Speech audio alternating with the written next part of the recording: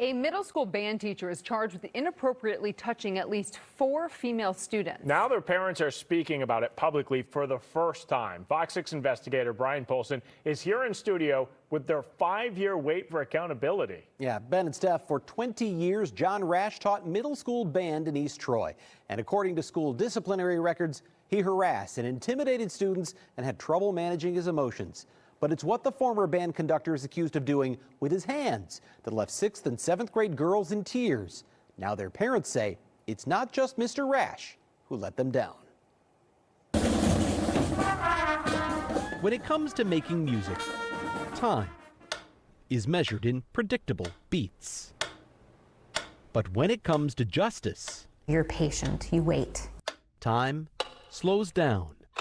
It's been a difficult 5 years for all of us. In January of 2018, a group of 12 and 13-year-old girls told their school counselor a secret. Our daughter had been touched in the chest. She was being touched by the band teacher. Was touching her. I didn't know it was happening to anybody else.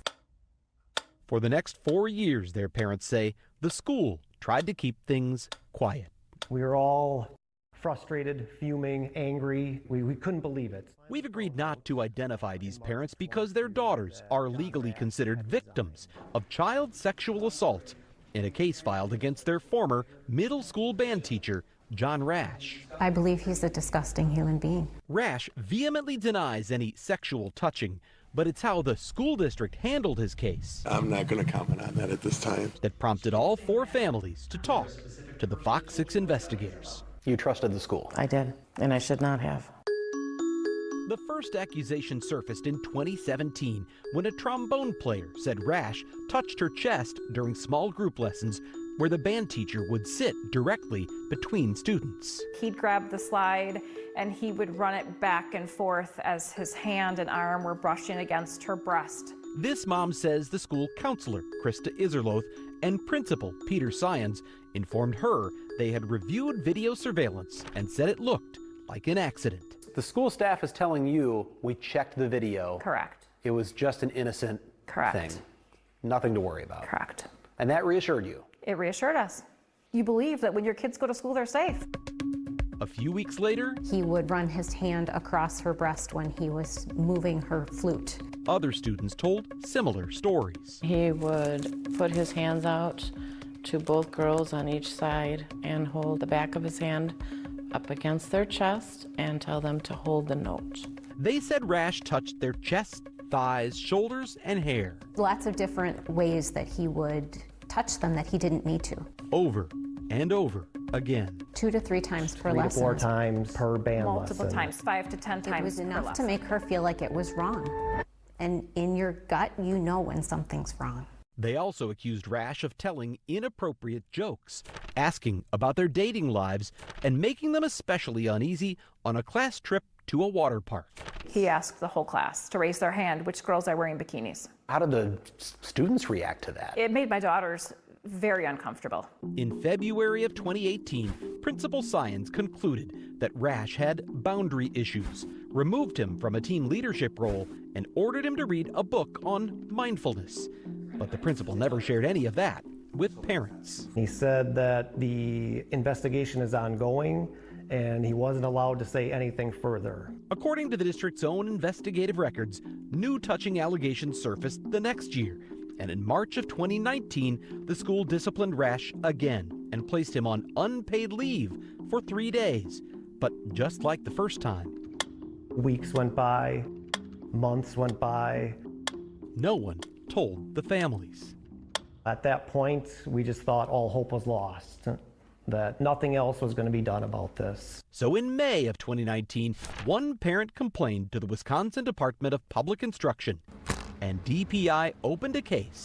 But then, Time just kept going and going. thanks in part to a shortage of licensing investigators and the COVID-19 pandemic, DPI sat on the case for 2 more years. Just moved on with our lives. We didn't think anything was going to happen. It wasn't until the summer of 2021 that a new DPI investigator finally interviewed the girls, found probable cause Rash had engaged in immoral conduct, and notified East Troy of its intent to revoke his teaching license. But it's what the district wrote back I couldn't believe what I was reading. that angered the girls' families most. They said they were confused and perplexed. There is no record of any student reporting touches in the breast area, a district lawyer wrote. This is the first we've heard of these allegations. They're basically calling our daughters liars. In a letter to FOX6 News augmenting a public records request, the district writes the students who used the term chest were actually referring to their shoulders and clavicles, not their breasts. Doesn't know what a clavicle is. She didn't at 12 years old. She did not use the term clavicle. She probably used the term boob. If there ever was any doubt, DPI removed it when it informed East Troy in June 2019 it was investigating Rash for brushing over the breasts of female students. But you had a letter from the DPI in 2019 that said they were investigating the allegations of touching breasts. The letter was addressed to District Administrator Christopher Hibner. So how was that a surprise 2 years later? Again, I'm going to let the documents be clarified out at a different point in time. I think they're just continuing to try to cover it up. The distinction is more than just semantics. They are all mandatory reporters. If school officials knew that a staff member had been accused of sexual misconduct, they would have been required by law to report that to police. But no one told East Troy police about the allegations until the fall of 2021, not even the school resource officer. He works in the school every day. They never told him about this. When DPI finally informed police in 2021, the school resource officer dropped another bombshell on parents. Remember that surveillance camera that showed the touching was an accident? Rest assured, we're watching the video camera. Police say there are no surveillance cameras in East Troy classrooms.